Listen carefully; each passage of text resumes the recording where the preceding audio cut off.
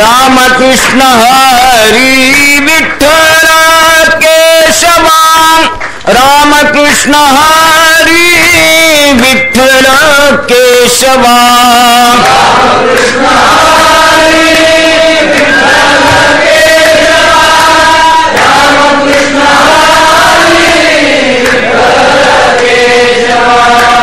राम कृष्ण हरि विठ्ठल केशवा राम कृष्ण हरि विठ्ठल केशवा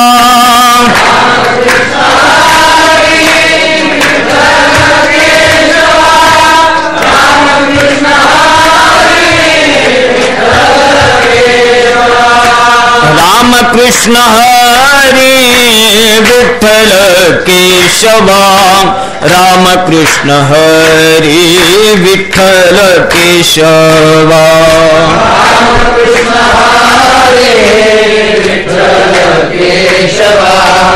राम कृष्ण हरि विठ्ठल केशवा राम कृष्ण हरि विठ्ठल केशवा राम कृष्ण हरि विठ्ठल केशवा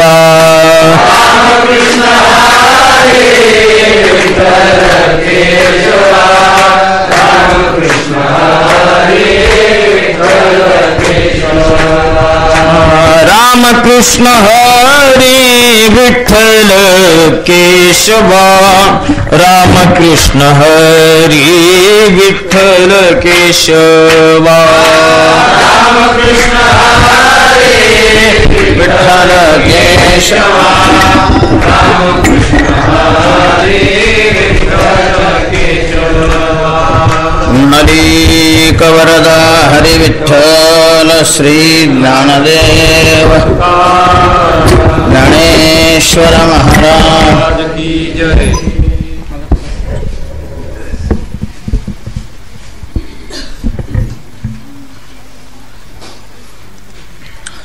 नमो सद्गुरु तुकया ज्ञान दीपा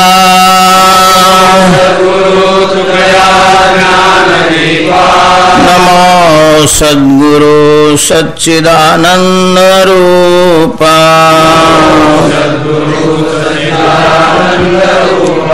नमो सद्गुरु भक्त कल्याण मूर्ति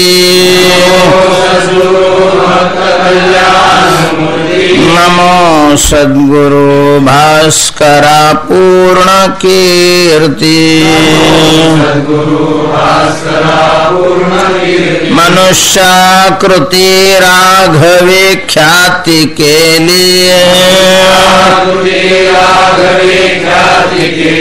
शिला शिखरे सागरी तारिये लिए तुका स्वामी हा पूर्ण ब्रह्म प्रकाशी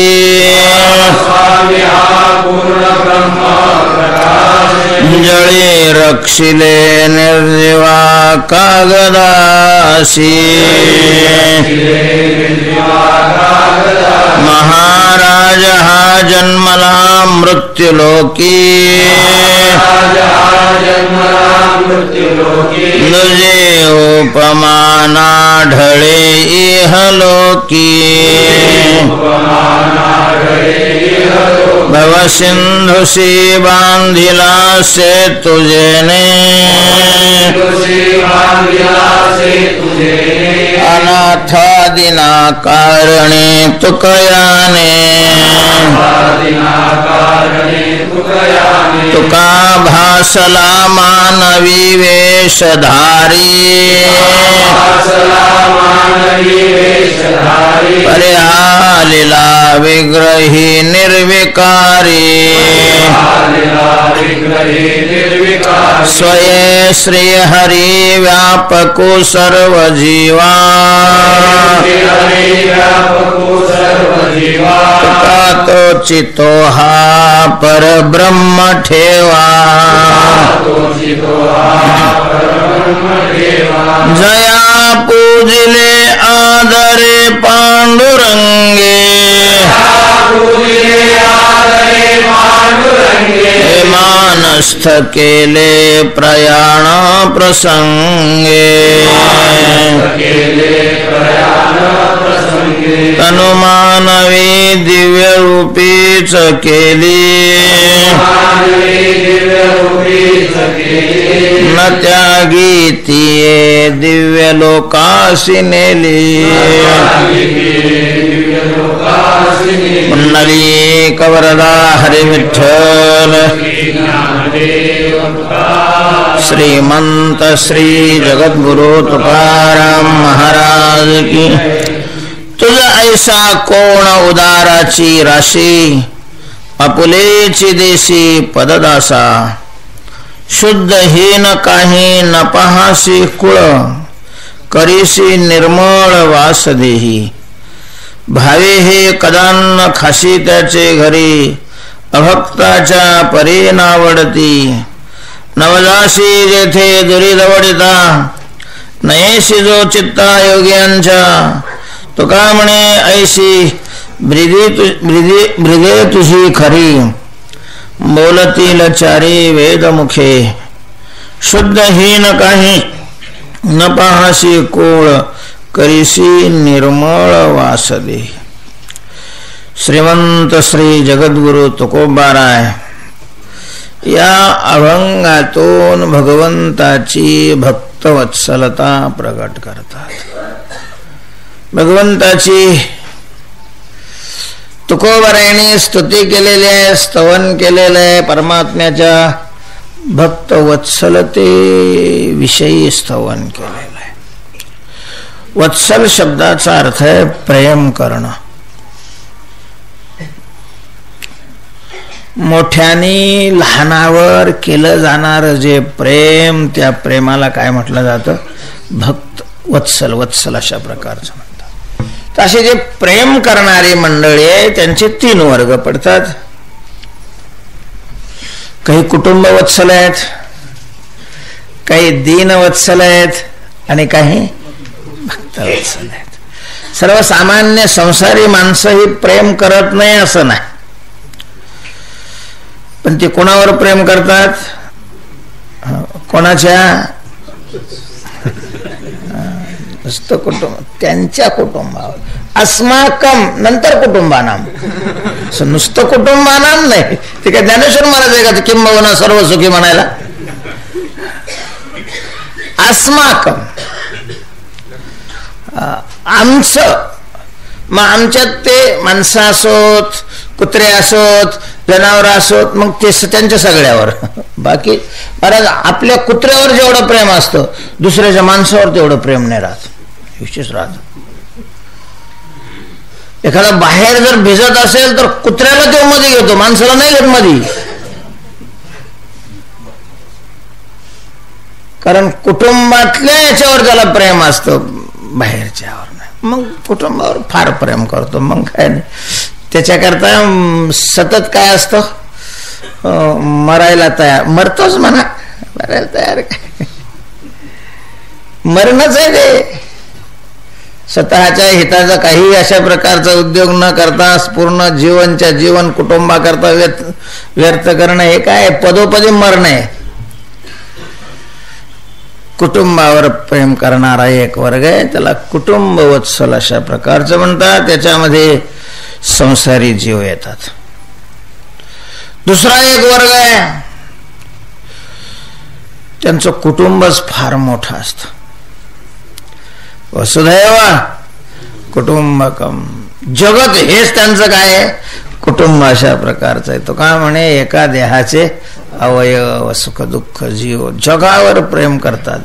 त्यातली त्या जगामध्ये जी दुःखी आहेत, पीडित आहेत, दीन आहेत, त्या दिनावर विशेष रूपाने प्रेम करणारे त्यांना संत म्हटलं जातं। संत उद्धाराया आले दीन जना, दीन लोकांवर विशेष प्रेम असतं। ज्ञानोबारायांनी संस्कृत मध्ये ग्रंथ नाही लिहिला, संस्कृतमध्ये ग्रंथ लिहिला असता तर कोणाच्याच कामाला आला नसता असं नाहीये. विद्वानांनी, पंडितांनी, शास्त्रीय लोकांनी त्याचं खूप काय केलं असतं, कौतुक केलं असतं, डोक्यावर घेऊन नाचले असते ना ते. पण ज्ञानोबांना त्यांच्याकरता ग्रंथच नव्हता करायचा. ज्ञानोबांचं लक्ष होतं ते तळागाळातल्या लोकांकडे होतं, जे दीन आहेत, दुःखी आहेत, दरिद्री आहेत. विशेष रूपाने आपल्या शासनाचं सुद्धा पहा बरं, म्हणजे तो असं जो भरतो बँकेचे पैसे त्याचे कधीच माफ नाही करत. शासनाचं लक्ष दिन म्हणजे खालच्या तळा जो भरू शकत नाही त्याचे पैसे काय होत असतात, माफ होत असतात. ते भरतायत, त्यांच्याकडे भरण्याची क्षमता आहे, कमावतात, भरतात. दीन तर साधू हे दीनवत्सल आहेत. साधव दीनवत्सल, दिनावर प्रेम असतं. आणि तिसरा घटक आहे प्रेम करणारा मध्ये, तो आहे भक्तवत्सल. तो केवळ कुटुंबावर प्रेम करतो असं नाही, सगळ्या दिनावर प्रेम करतो असं नाही. जरी भगवंताच्या वर्णनामध्ये परमात्मा दिनाचा नाथ म्हटलाय, दिनानाथ अशा प्रकारचं म्हटलेलं असलं, नाथ अनाथाचा पती गोपिकांचा, तरीही तिथं अनाथ दीन शब्दाचा अर्थ वेगळा आहे. तिथं त्याच्याकरता दीन झालेला, म्हणजे असा स्वरूपाने दीन असणारा, परिस्थितीने दीन असणारा, त्याच्यावर हा प्रेम करतो नाही, त्याचा काही संबंध नाहीये. मग त्याच्याकरता सगळ्याला ज्याने काय केलेलं आहे, सोडलेलं आहे आणि असा दीन झालेला आहे, त्याच्यावर तो प्रेम करतो. भक्तावर प्रेम करतो महाराज, दुसऱ्यावर नाही.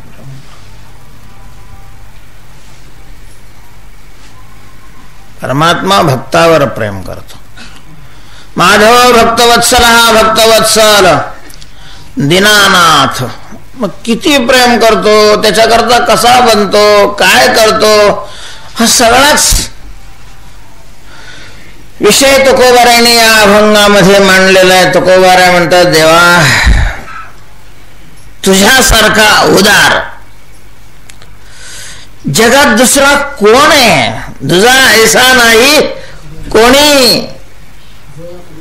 नाही पुढचं नाही मला गाणं, एवढंच घ्यायचं फक्त. औदार्याच्या बाबतीत तुझ्यासारखा जगात दुसरा कोणी नाहीये. तुझा ऐसा कोण, उदाराची राशी. तू उदार नाही, परमात्मा उदार नाही, उदाराची रास आहे, रास. खंडणीशी जे धान्य असतं, ज्याला अजून मापच लावलेलं नसतं, अशा मोठ्या ढिगाला काय म्हणतात, रास म्हणतात. रात विठ्ठला रे तो उदाराची राशी, विठ्ठला तुझं पाशी सकळ सिद्धी. आज लयच तुकाराम महाराज देवावर खुश आहे. महाराज काय गट्टा फिट्टा मिळाला होता त्या दिवशी तुकाराम महाराजाला देवाकडून का काय काय माहिती, पण आज लयच तुकोबर आहे, तोंड भरून देवाचं. हा आज लयच असं आहे का, हा असं काहीतरी दिसतंय बहुतेक. त्याच्यामुळे तुकाराम महाराज लयच खुश आहे आज देवावर. तुकोबर आहे म्हणतात, वा देवा काय उदार आहेस तू, तुझ्यासारखा दुसरा कोण उदार आहे. तू नुसता उदार नाही, उदार नाही तरी परमात्म्याच्या औदार्यापुढं बाकीच्याच सगळ्याच औदार्य काय पडतं, फिक्का पडतं. परमात्मा औदार्याच्या बाबतीत सूर्य आहे आणि बाकीच्या चांदण्या आहेत. तो अपरिमित औदार्याने संपन्न आहे आणि स्वतंत्र आहे त्याचं औदार्य. तुझे औदार्य जाणो, स्वतंत्र देता न मनसी पात्रा पात्र. दुसऱ्याला अशी उदारता दाखवता येतच नाही. शास्त्रही त्याला तशा प्रकारची उदारता दाखवण्याकरता मान्यता देत नाही. द्रव्य पात्र विचारून, कोणाला जर एखाद्याला द्रव्य द्यायचं असेल तर आपल्याला भलत्याला द्रव्य नाही देता येत, आणि भलत्याला जर द्रव्य दिलं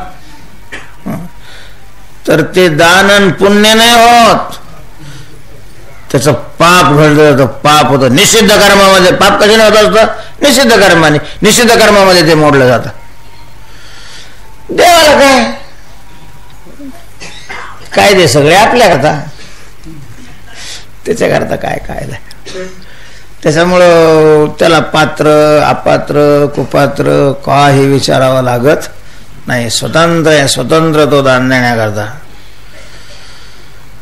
तेतान मनशी पात्रा पात्र कैवल्य ऐसे पवित्र वैरी आहे. बाप उदार देवा परिमित याचक स्वेच्छा सदोदित असे सहस्रवरी देत सर्वस्व आपुले.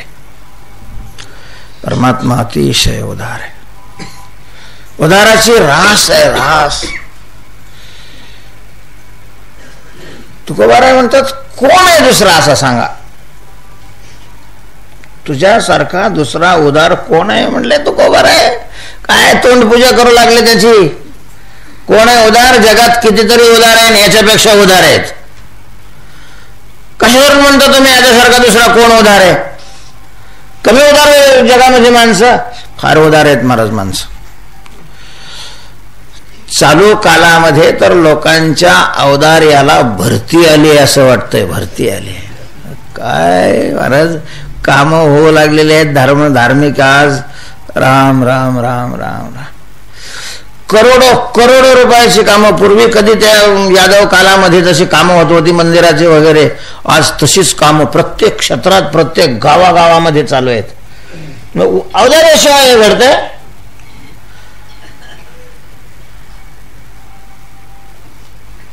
पूर्वी काय उदार कमी होते माणसं. शिवी राजासारखे, हरिश्चंद्र राजासारखे, कर्णासारखे, बळी राजासारखे. अरे बळीला सांगितलं शुक्राचार्याने की त्याला तू याला दान देऊ नको, हा कपटी आहे, तुला माहिती नाहीये, हा भटूचा वेश धारण घेऊन करून आलेला आहे, हा साक्षात कोण आहे, विष्णू आहे, विष्णू. म्हणजे एवढ्या स्पष्ट शब्दामध्ये बळीला सांगितलं होतं. पण बळी म्हणे मग विष्णू असला तर मग तो द्यायलाच पाहिजे याला, कारण जो जगाला दान देतो तो जर माझ्या पुढे हात पसरत असेल तर मी का देऊ नये. अरे तुला हा फसवायला आलेला आहे, काही अडचण नाहीये. जर विष्णू मला फसवत असेल तर विष्णूच्या हाताने फसणंही मला काय आहे, गौरवाची अशा प्रकारची गोष्ट आहे, चांगली गोष्ट आहे. केवढं उदार माणसं आहे. त्या हरिश्चंद्राने स्वप्नात दान दिलं, जागृतीत नाही. स्वप्नामध्ये पाणी सोडलं आणि जागृतीमध्ये खरं केलं. महाराज जागृतीत पाणी सोडलेलं स्वप्नात देते की नाही पंचायत आहे, अशी पंचायत काही चित्र लोक आहे. मग कसं बोललं म्हणजे काय करायचंच असतं का. म्हणजे मग म्हणलं आम्ही त्यावेळेस, आम्ही म्हणल्यामुळे तुम्हाला लोकांच्या देणगी आल्या का नाही. तुम्ही खरं तर त्या देणगीतून आम्हाला काय द्यायला पाहिजे, कारण आम्ही पुढे आकडा टाकला म्हणून लोकांनी आकडे टाकले, लोकांचे आले तुम्हाला, आम्हाला घ्यायला मागता. एवढ्या पुढे गेलेली माणसं आहे तिथंच असतात का म्हणे बोल. पण हरिश्चंद्रांनी स्वप्नात दिलेलं दान जागृतीमध्ये खरं काय, केवढे मोठे मोठे उदार माणसं. शिवी राजाने तर अगदी कहर केला, कहर. शिवीच्या औदार्याची चर्चा थेट परलोकामध्ये चालली. एवढा खरं शिवी राजा उदार आहे, एवढा उदार आहे. चला परीक्षा घेऊ. अरे या देवांना काही धंदे नाही, या देवांना असे जरा खमकेच पाहिजे. त्यांना न मानणारेच, मानणाऱ्याच्या मागं लगेचच, म्हणजे मानणाऱ्याच्याच मागं लागते. धर्माप्रमाणे अनुष्ठान करणाऱ्याच्या मागं लागते, त्याला त्रास द्यायचा प्रयत्न करते. जे तोच नाही म्हणतो त्याचं काहीच करीत नाही. उदार असला हा काय दोष आहे. त्याची परीक्षा पाहायला आली. बरं परीक्षा पाहण्याची रीती तरी पक्षाचं रूप धारण केलं या काना कपोताच. दुसरा ससाना झाला, बहिर ससाना. ते धावत आलं मांडीवर बसलं. राजा राजा रक्षण कर. राजाने कोरवाळलं त्याला. त्याने सांगितलं आता तुला भीतीचं कारणच नाहीये, क्षत्रिय आम्ही, आम्हाला जो शरण येतो आमचा प्राण देऊ नये आम्ही त्याचं काय करतो, रक्षण अशा प्रकारचं करतो. हे ब्रीद आहे आमचं. तू घाबरू नकोस. तितक्यात तो आला, राजा सोड त्याला, माझं भक्ष्य आहे ते. त्यांनी सांगितलं, अरे पण मला तो शरण आलेला आहे.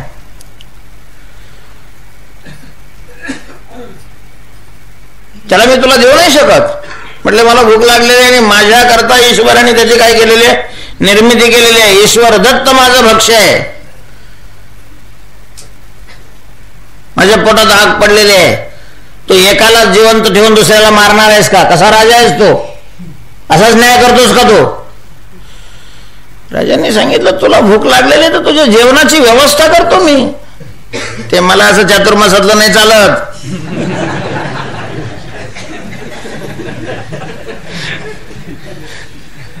श्रीखंड गुलाबजामू, मांसभक्षी प्राणी पक्षी आहे मी, मला मांस लागतं, मांस. म्हणले ठीक आहे, तुला मांसाची व्यवस्था करतो. म्हणले मेलेल्या जनावराचं नाही चालत मला, जिवंत. ठीक आहे बाबा, जिवंत एखाद्या पक्षाची मी तुझा व्यवस्था करतो. नाही राजा, मला त्याचं आवडतं. अरे पण तो मला शरण आलेला आहे, मी नाही त्याला देऊ शकत. मग तुझं मांस दे, त्याच्या वजना एवढं तुझं मांस दे. चालेल, मी घेईन, एवढं मान्य करेन तुझं. तुला लयच त्याची कळकळ असेल, लयच जिव्हाळा असेल, तर त्याच्या भारंभार तुझा मांस दे. महाराज तो कबूल झाला. स्वतःचा मांस द्यायला तो कबूल झालेला आहे. त्या पाखराला एका पारड्यात ठेवलेलं आहे. ते पाखरू विचित्र होतं महाराज. पहिल्यांदा मांडीवर येऊन बसलं तेव्हा उग छटाक दोन छटाकाचं वाटत होतं. पारड्यात टाकलं तर असं झालं, पारडं लगे खाली टेकलं. स्वतःची काय कापली त्यांनी, मांडी कापली आणि मांस त्याच्यामध्ये टाकलं. त्याच्या भारंभार काय बरं ऐकायला आपल्याला बरं वाटतंय. प्रत्यक्ष जर आपल्या अंगावर आलं तर कसं वाटेल बरं तुम्हाला. केवढी धैर्यवान अशा प्रकारची माणसं होती, एवढी उदार माणसं होऊन गेली. त्या श्रेयाळाचं तर आणखीन विचित्र. श्रेयाळाच्या घरी धरणे मांडिले, मुरारी मारविले, करे त्याचे बाळ त्या हाती. त्याच्या जेवणाकरता एकूण तर एक पोरग, आणि त्याला मारून त्याचा मांस शिजवलं त्यांनी. केवढा मोठा अवतार आहे. एवढी उदार माणसं असताना तुकाराम महाराज तुम्ही म्हणता की तुझा ऐसा कोण. तुकाराम महाराज म्हणतात, सगळ्या कथा मला माहिती आहे, तुला शहाणा झालास का? ह्या कथा मला माहिती नाही आहेत. तरी ज्या अर्थी मी पांडुरंगाचं वर्णन करत असताना तुझा ऐसा कोण म्हणतोय, तर त्याचा अर्थ आहे तुझा ऐसा कोण.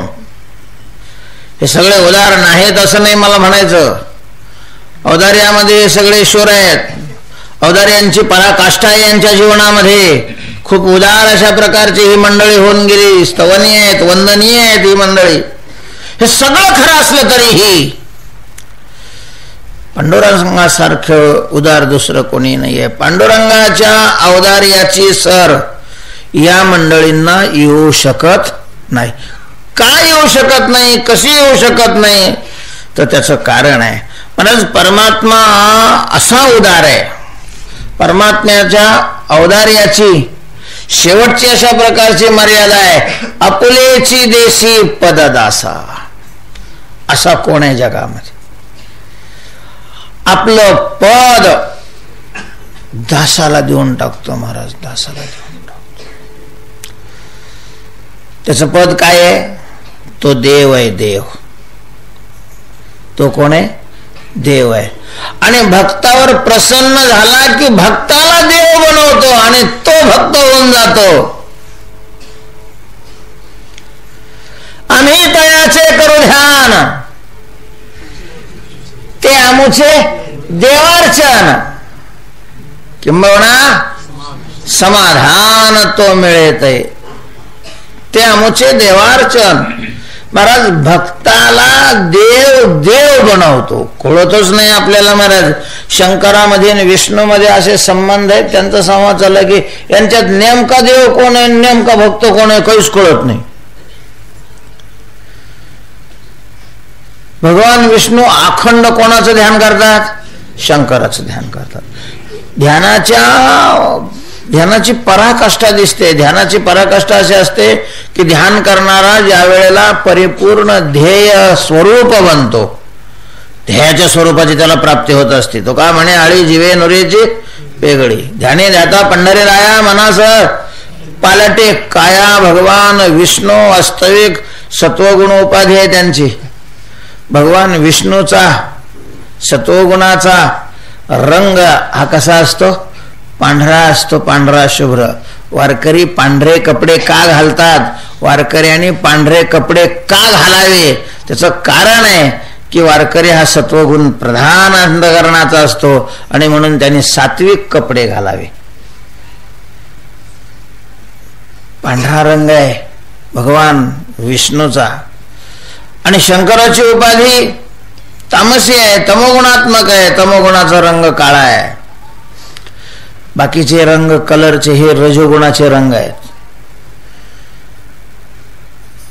पण भगवान विष्णूने एवढं ध्यान केलं, शंकराचं एवढं ध्यान केलं की ध्यानाने त्यांचं रूप यांना प्राप्त झालं. हे झाले ठाईचाची काळा अनादि बहु काळा, पंढरपूरचा निळा लावण्याचा पुतळा, ध्यानाचा पर्यंत. आणि ते यांचं सतत ध्यान करत असल्यामुळं कर्पूर गौरम करुणावतारम संसार सारम भुजगेंद्र.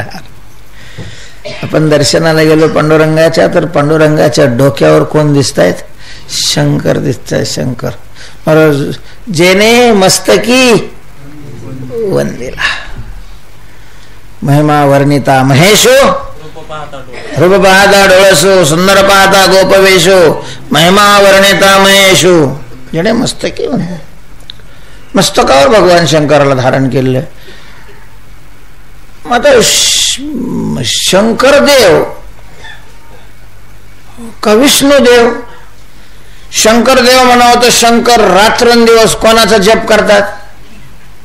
राम राम राम राम राम राम राम. सतत भगवंताचा जप करतात, भगवंताचं ध्यान करतात. भगवान शंकर म्हणतात माझं आराध्य दैवत आहे. भगवान विष्णूचं आराध्य शंकर आणि शंकराचं आराध्य विष्णू. हे नेमके कोण कोणाचे आराध्य आहेत?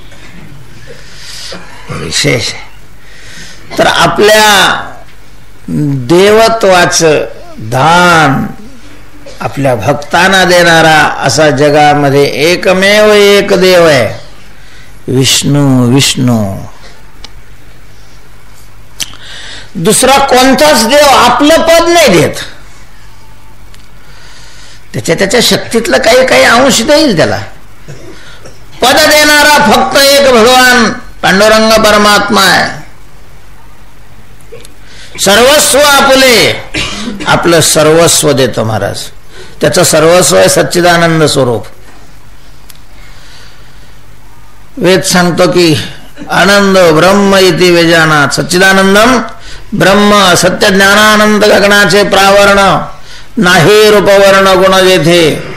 आणि जो त्याची भक्ती करतो तोही सच्चिदानंद स्वरूप होतो. तुकोबाऱ्यांचं वर्णन करत असताना शास्त्री भावांनी याच रूपात वर्णन केलंय. सच्चिदानंद मूर्ती पाय दाखवी आम्हा अविनाश करी, अपुलिया ऐसे लावी मना पिसे गोविंदाचे. ब्रह्मत्व त्याला प्रदान करतो, ब्रह्म बनवतो, ब्रह्म देव बनवतो, ब्रह्म अशा प्रकारचं बनवतो. आपलं पद आपल्या भक्तांना देतो, दासांना देतो. त्यामुळं देवाच्या अवतार्याची सरी दुसरा कोणीच करू शकत नाही. परीस उदार आहे, लोखंडाचं परीस बनवतो. लोखंडाचं सोनं बनवेल तो, परीस नाही बनवत. ज्या लोखंडाचं सोनं बनवलंय त्याच लोखंडाला, त्या सोन्याला सांगितलं बाबा तो पहिला लोखंड होता का नाही? हा. मग परिसाने तुला काय बनवलं? सोनं बनवलं. ते म्हणे हा, मग तू मला बनव ना सोनं. असं दुसरं लोखंड जर जवळ गेलं की तसं तुला परिसाने सोनं बनवलंय, तसं मला तू काय कर, सोनं बनव. तो म्हणेल बाबा परिसाने मला परीस नाही बनवलं ना, परीस बनवलं असतं तर मग मी तुझं काय केलं असतं, सोनं केलं असतं. पण त्याने मला सोनं बनवलं. सोन्याला नाही लोखंडाला सोनं करतायत. लोखंडाचं सोनं करण्याची ताकद परिसामध्ये आहे, सोन्यामध्ये नाहीये. भगवान परमात्मा आपल्या भक्ताला भगवान बनवतो, देव बनवतो. देव आपुलेची देशी पददासा, तुझा ऐसा कोण उदाराची राशी.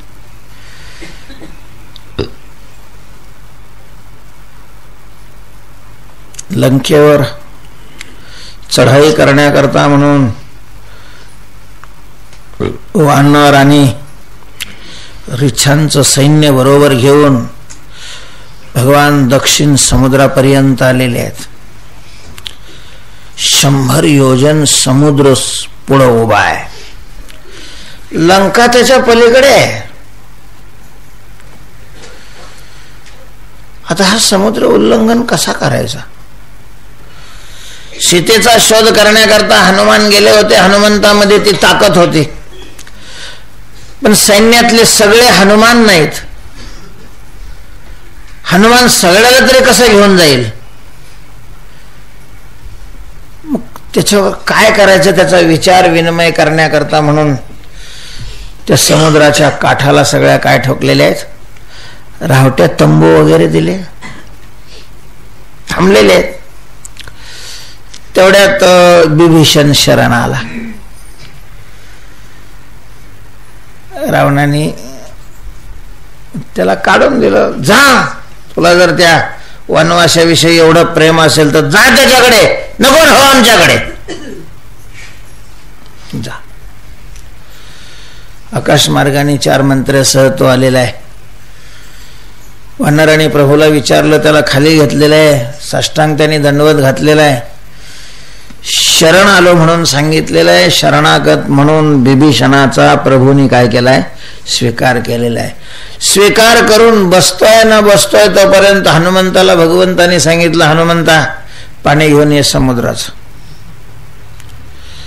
समुद्राचं पाणी आणलेलं आहे. तिथंच विभीषणाचा राज्याभिषेक केलेला आहे. लंकेचा राजा बनवला.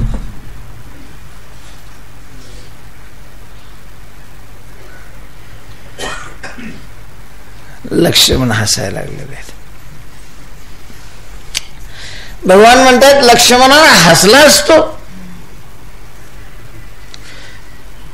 मी लंकेचं राज्य विभीषणाला दिल्याबद्दल तो हसलायस का बरं? तो म्हणला तसं काही नाही, पण निवडणुकीच्या अगोदरच पंतप्रधान कोणाला बनवू हे जसं म्हणावं पक्षाने तसंच झालंय. हे अजून निवडून बी नाही आले तुम्ही, तुमच्या पक्षाची मेजॉरिटी बी नाही आलेली, तोवरच तुम्ही पंतप्रधान घोषित करू लागले. अगोदर लंकेचं राज्य तरी येऊ द्यायला पाहिजे होतं. तुला असं वाटतं का की मी लंकेवर विजय मिळवू शकणार नाही? तसं नाही प्रभू. लंकेवर विजय मिळवणं तुमच्या दृष्टीनं हातचा मळ आहे, तुमची शक्ती मी जाणतोय. मग हसायचं कारण हे आहे की आज विभीषण शरण आलाय नुसता. अजून तो किती दिवस टिकतोय?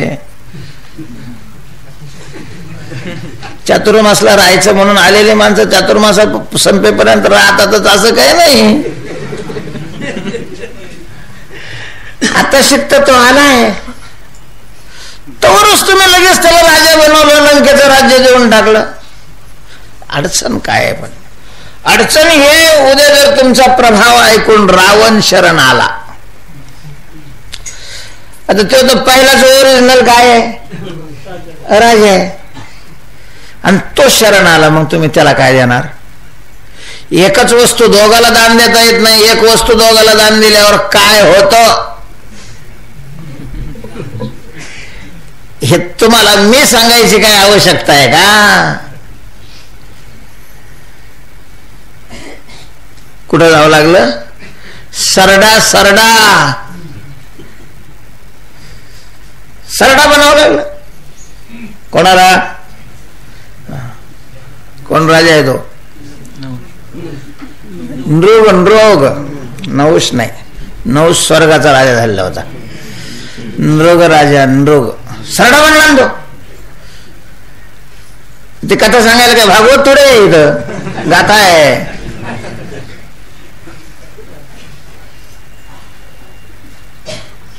एक लंका एकदा तुम्ही विभीषणाला दिल्यानंतर रावणाला नाही देता येणार.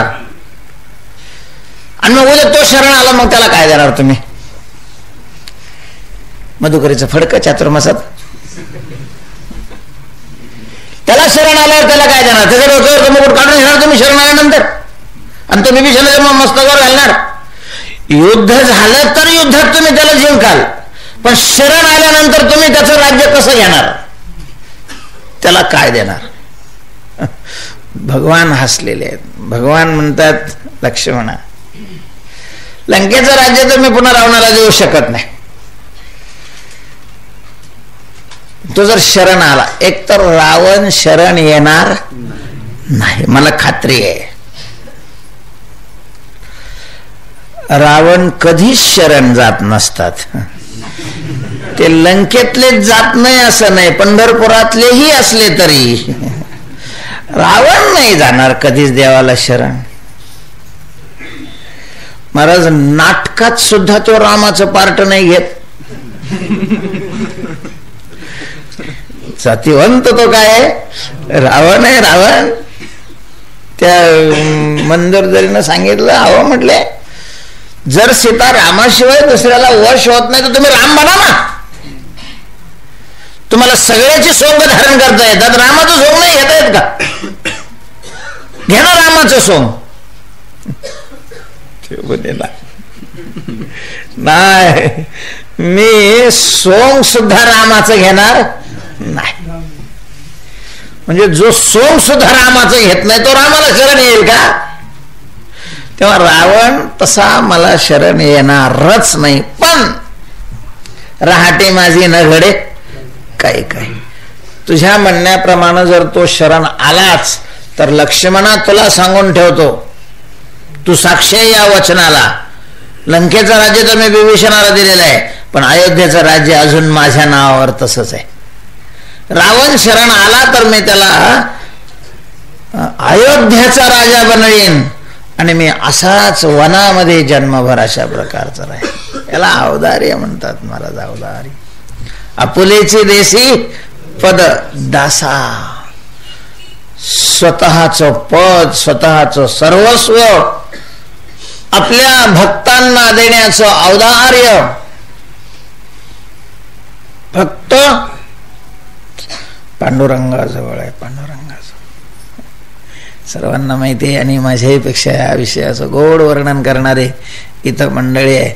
दिवाळीचा सण आलेला आहे आणि नामदेवरायच्या आईनं सांगितलं, कोण आहे ना नामदेवा, अरे दिवाळी आहे, पांडुरंगाला आपल्याकडे स्नानाला फराळाला आणलं तर.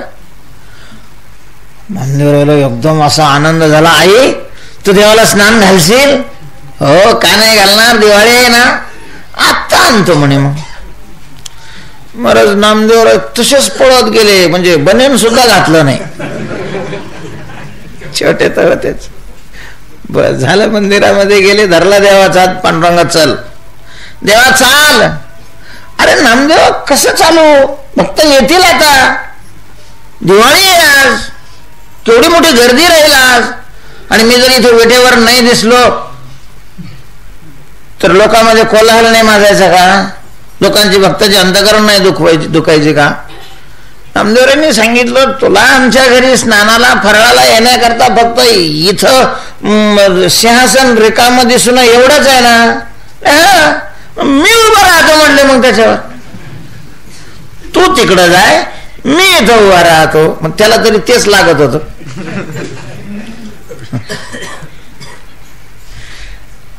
भगवान म्हणतात, नामदेवा खरंच तू माझ्या जागेवर उभा राहशील? म्हणजे फार लगे इथं उभा राहून कामच करावं लागत. नुसतं कमरेवर हात द्यायचे ना उभं राहायचं, दुसरं तरी काय. नामदेवा तू खरा उभा राहशील? म्हटलं मी उभा राहीन.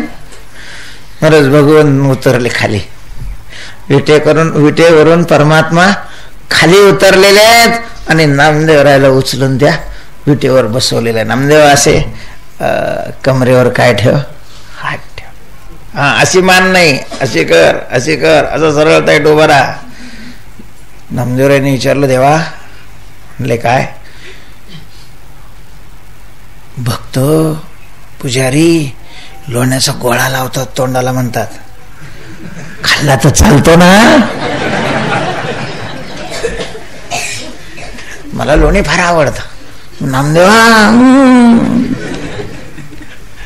नंतर मी तुला खायला देईन लोणी, पण तो तोंडाला लावलेला खायचा नसतो. हे मोठे पण असंच राहत, नुसतं लोकांना दाखवायला महाराज, प्रत्यक्षात काय नाही.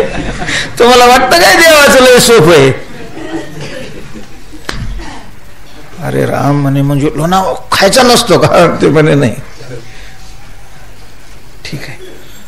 पाणी कसं असतं म्हणे आंघोळीला असतं ते? भगवंतानी सांगितलं एकदम कडक. अरे बापरे, आणि ते पोळलं तर व्हायचं, हालायचं सुद्धा नाही. फोड आला तरी गुपचूप जागेवर उभं राहायचं. तेवढ्यात महाराज ते खाली त्या मुंग्या लागल्या पायावर चढायला, ते लागला चाळायला. ते म्हणे असं चाळायचं नाही, तुम्ही मुंग्या. ते म्हणे ते मुंग्या अशाच असतात, लोक साखर टाकतात. महाराज काय लोक उदार असतात. त्या प्रक्षाळ पूजेच्या दिवशीचे पेढे वर्षभर तसेच देव खातात, तिथे आसपासचे दुसरे देव.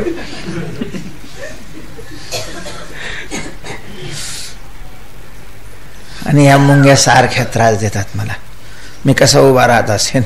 ते म्हणे देवा हे देव पण तुझी तुला लागला बाबा, मला नको. अवघड आहे. पण देवाला आपलं पद भक्ताला देण्यामध्ये काय वाटतो? खूपच आनंद वाटतो महाराज, खूपच आनंद वाटतो. एक वेळेसचा प्रसंग आहे राधा आणि कृष्णाचा.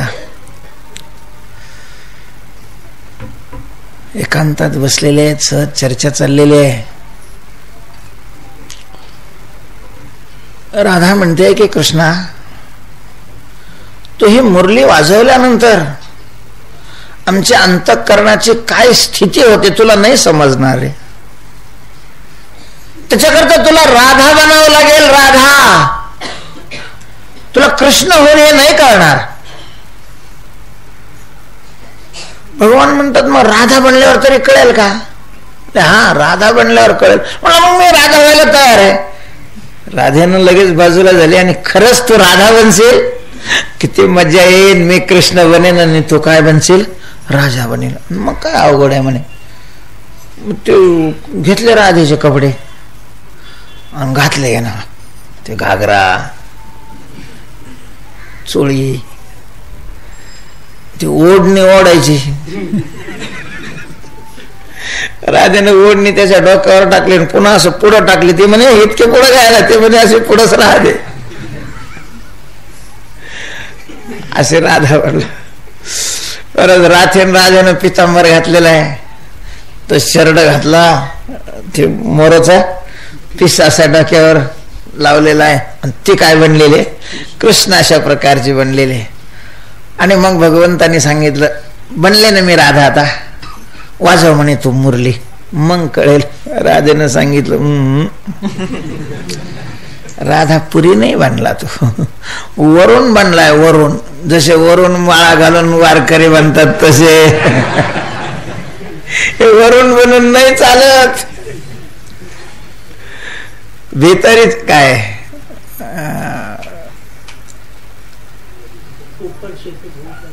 नाही. आपलं तुकोबाऱ्यांचं प्रमाण आहे, तुझं पाहावे धरी तो वासना पर्या चरणा ठाव नाही, करीशी कैवाड आपुल्या सत्ता तरीच दाविदा देखता होईना. मग हा बाहेर आल्या वेशे उत्तम दंडिले, भीतरी मुंडले नाही तसे.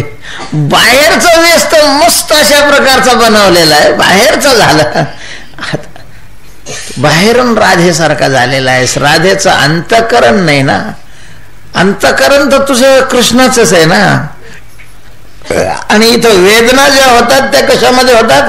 अंतःकरणामध्ये होतात. तुला अंतःकरण राधेचं घ्यावं लागेल. मग भगवंताने सांगितलं, राधे मी तुला वचन देतो, एका जन्मामध्ये मी स्वतः काय बनेन? राधा अशा प्रकारची बनेन. भगवंताच्या प्रेमामध्ये आसव वाहणारा असा भक्त बनेन. भगवंताने चैतन्य महाप्रभूच्या रूपाने नंतर काय घेतला होता? अवतार अशा प्रकारचा घेतलेला आहे. तेव्हा आपलं पद भक्तांना देण्यामध्ये याला खूप खूप खूप काय वाटतं? आनंद अशा प्रकारचा वाटतो. आणि मूळ जे सच्चिदानंद स्वरूप आहे ते तर भक्ताला पूर्ण देतो. अशा प्रकारचं उदार जगात दुसरं कोणीही असू शकत नाही. म्हणून तुकोबाराय म्हणतात, तुझा ऐसा कोण उदाराची राशी, अपुलेची देशी पद दासा. पण जाता जाता महाराज तुकाराम महाराज आहेत, भगवंताचं वर्णन करायला लागलेले तरीही तोल जाऊ दिलेलं नाही. आपुलेची पद देशी, पण वाटेल त्याला नाही. परमात्मा वाटेल त्याला आपलं पद नाही देत. कोणाला देतो?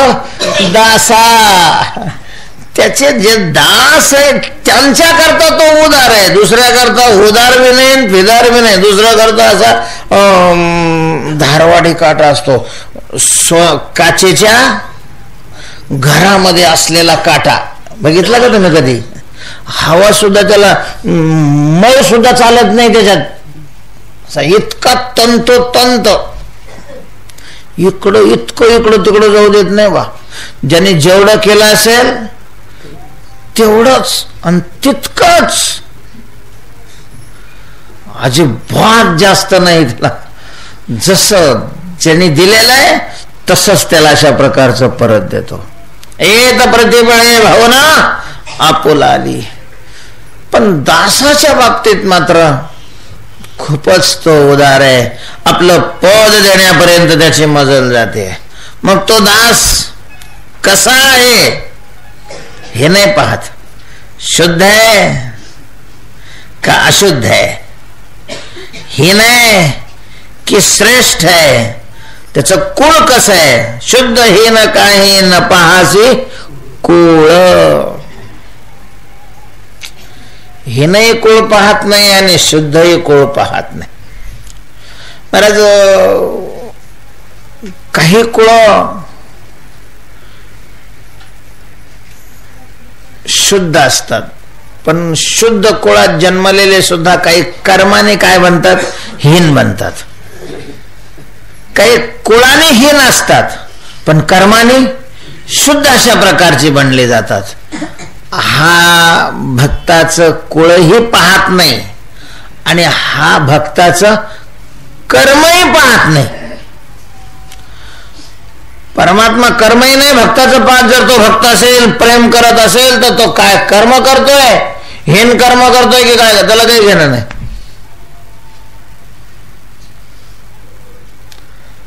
श्रावणाचा महिना आहे. जंगलामध्ये मोठं एक भगवान शंकराचं मंदिर आहे. त्या जंगलामध्ये एक भिल्लाची वस्ती आहे आणि त्या भिल्लाचा एक लहान पोरगा आहे, बालक आहे.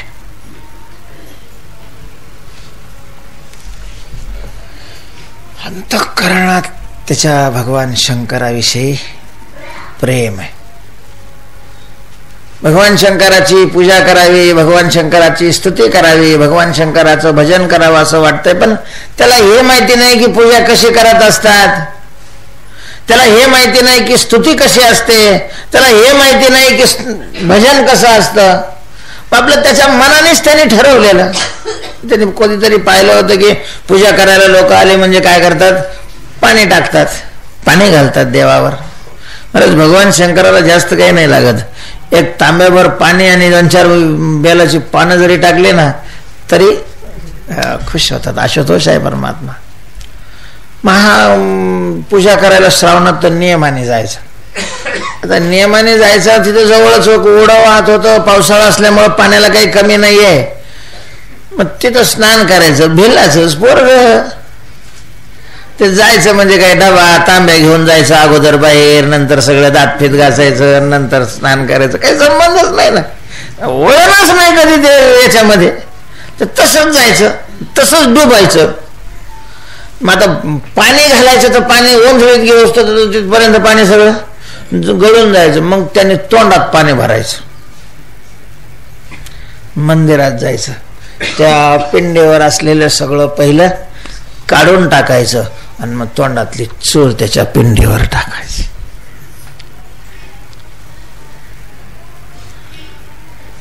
मग काही नैवेद्य म्हणजे काय, एखादं रस्त्याने जनावर सापडलं, एखादी खडोळणी फिडोळणी की तिला मारायचं आणि ती त्याच्या पुढं व्हायचं. त्याला बाकीचं काहीच माहिती नाही ना, त्याने आपल्या त्याच्या मनाप्रमाणे भावनेनं ती सेवा करायची. तिथं जवळच एक नगरी आहे, तिचा राजा, तोही भक्त भगवान शंकराचा. रोज काही येणं होत नव्हतं, पण सोमवारी यायचा. आणि महाराज मग तो पूजा करायला यायचा तर पूर्ण एक रथ भरून सामुग्री आणायची पूजेची. दह्याचे, दुधाचे हांडे, मध, तूप, फुलं, बेल, मग त्यांनी इतकी उत्कृष्ट सोमवारी पूजा करायची की ते पूर्ण मंदिर असं सुगंधाने भरून जायचं, फुलाने ते सगळं स्वरूप. याने आपलं दुसऱ्या दिवशी आलं की पुन्हा ते सगळं काढून टाकायचं आणि ती चोळ टाकायची. राजाला वाटलं आपण इतकी सुंदर पूजा करतोय आणि दुसऱ्या पूजेपर्यंत हे असं सगळं हे होतंय, कोण असं करत असेल. मग शेवट राजा रोज पूजा करायला लागला. तर रोज पूजाला तरी ती पूजा त्याची काय व्हायची, तो उशिरा यायचा आणि हे लवकर यायचा. मग राजाने एक दिवशी तिथंच थांबायचं ठरवलं. कोण अशी पूजा उधळून टाकतंय, बस झालं. त्याचा टाइम झाला त्या पोराचा की ते पोर आलं. हे आपले लपून बसलेले होते, मंदिरातच लपून बसले. तो त्याच्या धुतीमध्ये ओम नमः शिवाय, ओम नमः शिवाय, ओम नमः शिवाय. त्याला काही इकडे तिकडे घेण्याचं काही कारण नाही. त्यानं आपलं ते बुडालं, तोंडात पाणी घेतलं, मंदिरामध्ये आला. ती पहिली पूजा इसकटली. त्याच्या राजाच्या लक्षात आलं. तो नौकराला हुकूम द्यायला, पकडा याला आणि शिरच्छेद करा. एवढी मोठी सुंदर केलेली पूजा हा शंकराची काय करतो, उधळून टाकतोय. महाराज राजाच्या लक्षात आलं की आता हे नौकर पकडतील आणि याला मारतील. इतक्यात भूकंप झाल्यासारखा झाला, पूर्ण जमीन हादरली आणि एवढं मोठं जुनं मंदिर गडगड गडगड गडगड लागलं. लोकांना वाटलं आता मंदिर पडत आहे. जेव्हा सनाट पळाले मंदिराच्या बाहेर सगळे. पण हा होता, याच्याही लक्षात आलं की आता मंदिर पडणार म्हणजे कोणावर पडणार, देवाच्या अंगावर पडणार. महाराज हा पालथा पडला देवावर. पडलं मंदिर तरी माझ्या अंगावर पडेल. भगवान शंकर प्रगट झालेले आहेत, यांनी चरणावर साष्टांग दंडवत घातलेला आहे. पुन्हा मंदिर स्थिर पाहिल्यावर राजा पुन्हा आलेला आहे. पाहत होतो भगवान शंकर प्रगट होऊन त्याला आशीर्वाद देत आहेत. कशा करता मी हा दृष्टांत सांगितला की परमात्मा प्रेम पाहतो, भक्ती पाहतो, तो कर्मही पाहत नाही भक्ताचं. हीन कर्म आहे की शुद्ध कर्म आहे, हीन कुळ आहे की शुद्ध कुळ आहे. आम्ही भावाचे पाहुणे भलते या, कुणीही असो, तो कसाही असो, काही पाहत नाही. तो शुद्ध हीन काही न पाहाशी कोळ करीसी निर्मळ वास दे. त्याचं जर चित्त निर्मळ असेल तर त्या निर्मळ चित्तामध्ये काय करतो, राहतो तो. भावे हे कदान्न खासी त्याचे घरी.